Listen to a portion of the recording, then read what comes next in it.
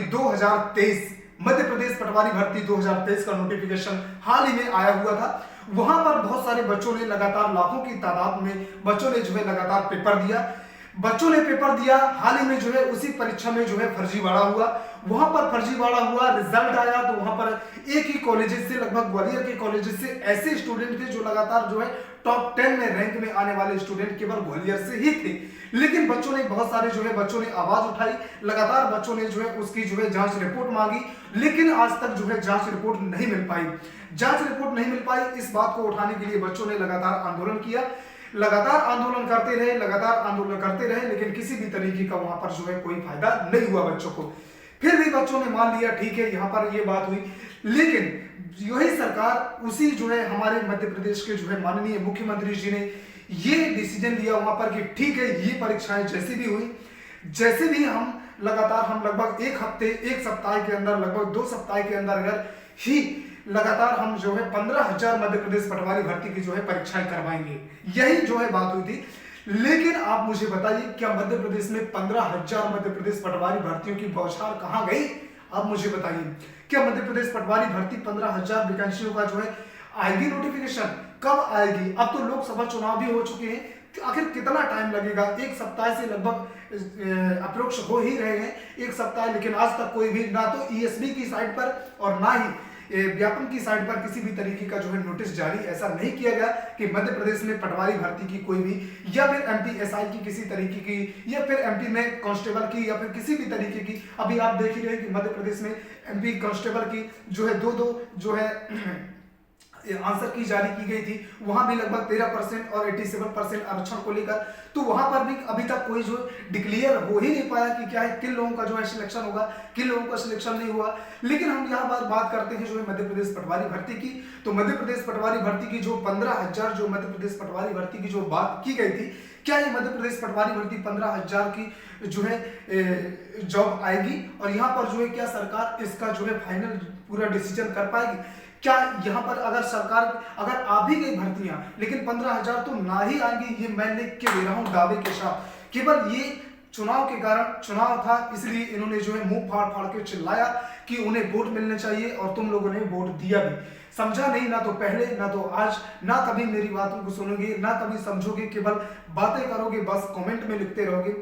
सोचो, आप ही के लिए हम सब कुछ करते हैं, आप ही के लिए, और हम खुद के लिए भी लड़ते हैं। लेकिन अगर आप सभी लोगों का सहयोग रहा तो हम, ये मेरा वादा है, ये हम सभी टीचरों का वादा है कि हम लगातार आपके लिए जल्दी से जल्दी जो है जॉब के लिए हम उनका आवाज उठाएंगे, लगातार हम आवाज उठाएंगे, चाहे हमें कितना भी आंदोलन करना पड़े, चाहे हमें अपने आप के लिए कुछ भी करना पड़े, लेकिन हम अपने आप के लिए और अपने यार मित्र और चाहने वालों के लिए, सभी के लिए जो है आवाज उठाएंगे, उन सभी विद्यार्थियों की जो मध्य प्रदेश के किसी न किसी एग्जाम की तैयारी कर रहे हैं। लेकिन बस एक बात मेरी ध्यान रखिएगा कि अगर आप आवाज नहीं उठाएंगे ना, तो कोई भी आपकी आवाज को सुनेगा नहीं, कभी भी आपके सामने नहीं आएगा, ना ही आप, अगर आप अपनी आवाज नहीं उठाओगे, आप बुलंद रहिए।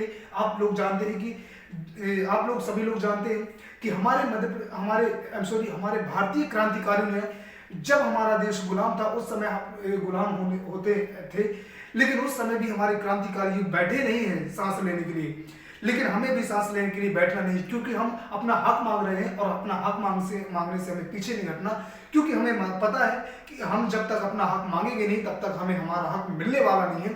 तो हम क्यों चुप बैठे, ठीक है ना? हम चुप नहीं बैठेंगे, और ना ही आपको चुप बैठना चाहिए। बिल्कुल, अब समय भी हो चुका है, अब जो है चुनाव भी हो चुका है, अब चुनाव का जो है रिजल्ट भी आ जाएगा, लेकिन ना तो तुम्हारी जो है वैकेंसी आएगी, और ना ही तुम्हारा कभी रिजल्ट आएगा। देख लेना, चुनाव समय से होंगे, इनके लीडरों के जितने भी चुनाव होते हैं समय से होते हैं, समय से इनका रिजल्ट आता है, समय से आचार संहिता लागू की जाती है। क्या तुम्हारे समय ऐसा होता है? कभी तुम्हारे समय तो ये भी बात की जाती, कभी ऐसा फर्जीवाड़ा भी हो गया तो दोबारा के बाद जांच रिपोर्ट मांगी थी, वो भी नहीं दे पाया कोई? बताओ मुझे, दे पाया क्या?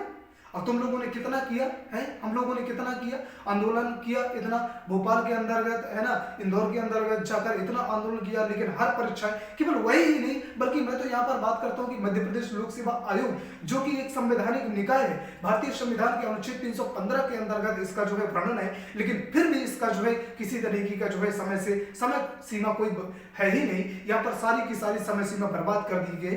कभी जो है आरक्षण को लेकर 27%, कभी 13%, कभी 87%, पता नहीं कितने आरक्षण लगाए, जब तुम्हारी औकात नहीं थी तो इतने आरक्षण करने की क्या जरूरत थी, जब किसी को फायदा ही नहीं, चाहे वो एससी कैटेगरी का हो, चाहे एससी, चाहे एसटी, चाहे ओबीसी, चाहे जनरल, किसी भी कैटेगरी का हो, जब किसी को फायदा ही नहीं उसका, है ना।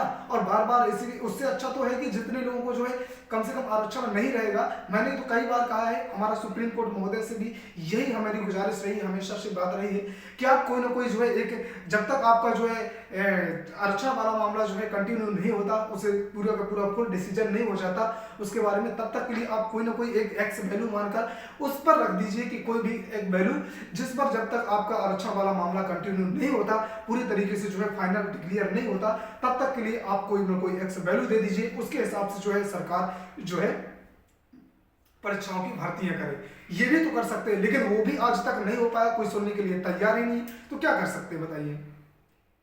बस अब तो बस आशा इतनी ही रहेगी कि बस भगवान भरोसे रहिए, अपनी तैयारी करते रहिए और लगातार अपने आप को मोटिवेट रखिए, बस यही बात रह गई है, ठीक है ना। और अपने माता पिता का आशीर्वाद लेते रहिए, बिल्कुल अपने तैयारी में लगे रहिए। अगर आपकी किस्मत में होगा, बस किस्मत की ही मैं बात करूंगा क्योंकि और तो कुछ कर नहीं सकता, अगर किस्मत में होगा तो जरूर मिलेगा, लेकिन अपना साथ नहीं छोड़ना, बिल्कुल लगे रहना है, ठीक है ना। तो बस यही बात थी, कुछ बातें हैं जो आप लोगों को भी उठानी चाहिए, हमें भी, सब आप लोगों को मिलकर मैं कहना चाहूँगा, सब आप साथ आइए, हम लोग लगातार मिलकर आप अपने हक को मांगने की आगे बढ़ते हैं, ठीक है ना। तो thank you, best of luck. अगर आप लोग सहमत है तो एक लाइक जरूर करिए वीडियो को, और चैनल को सब्सक्राइब कर लीजिए। सभी भाई बहनों अपने आप को ध्यान रखें, अपने माता पिता का ध्यान रखेंगे।